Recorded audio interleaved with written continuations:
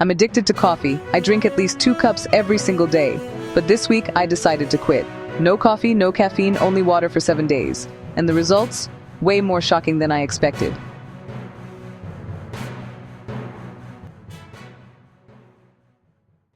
Hi, I'm Chetna, and welcome back to Cozy Insights.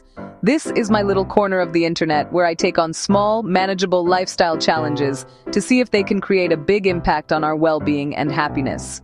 My day usually starts the exact same way, with the comforting aroma of freshly brewed coffee. That first warm sip is my signal to the world, and to myself, that I'm ready to be productive. But lately, that 1 cup has turned into 2, sometimes 3, and I've started to wonder, am I enjoying this ritual, or am I completely dependent on it? Is this beloved habit actually holding me back?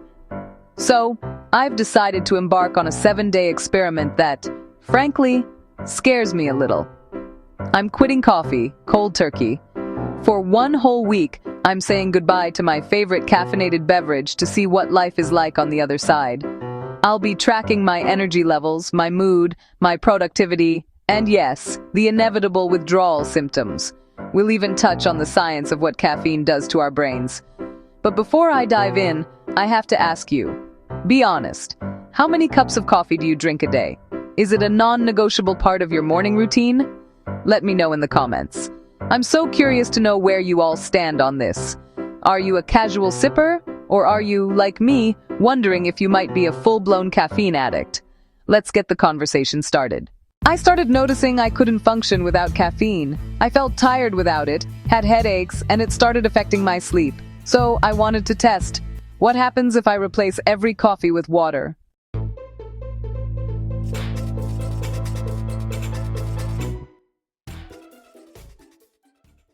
Day 1 hit me like a ton of bricks. I had the worst headache ever, a classic sign of caffeine withdrawal, as my body's adenosine receptors went into overdrive. My brain felt foggy. My body was screaming for its usual fix, and I was incredibly grumpy. All I could do was chug water and ride it out. The first 48 hours were a genuine test of willpower, pushing through the physical discomfort and mental haze. By day 3, the headache subsided, but the psychological cravings kicked in. I deeply missed the ritual, the warm mug, the rich aroma. It's more than a drink, it's a comforting routine. But as I resisted, I noticed a surprising trade-off. The constant jitters I'd lived with were gone.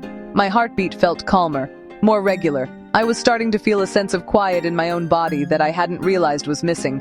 Then, the real magic happened. Around day 5, I started waking up before my alarm, feeling genuinely rested. That steady, natural energy carried me through the day without the usual afternoon crash. By the final day, the results were clear. My skin looked brighter, more hydrated, and my focus at work was sharp and sustained. I didn't need caffeine to be productive. Looking at the before and after, the difference is more than just physical. It's a shift from being dependent and sluggish to feeling clear-headed and in control. It was a tough week, but absolutely worth it. After 7 days of no coffee, here's what I noticed. Better sleep quality. I fell asleep faster.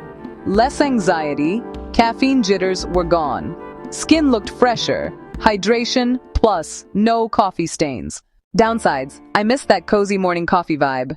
Honestly, it wasn't easy, but I realized coffee isn't the problem. My dependence was.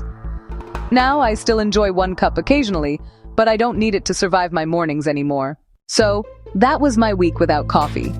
Honestly, it was way tougher than I expected, but also surprisingly rewarding. It really made me think about my daily habits.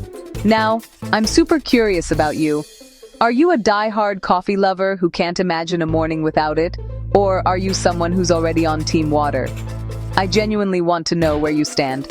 So, head down to the comments and let me know. Just type coffee or water. Let's see which team wins. And if you found this little experiment interesting, or if you're into exploring simple ways to improve your well-being, you're in the right place. Here at Cozy Insights, we're all about trying out new habits and lifestyle challenges every single week. We dive into the science and share the real, unfiltered experience, the good, the bad, and the sleepy, to see what actually makes a difference.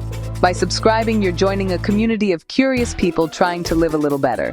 Hit that subscribe button and ring the bell so you don't miss next week's challenge. We've got some exciting ones planned.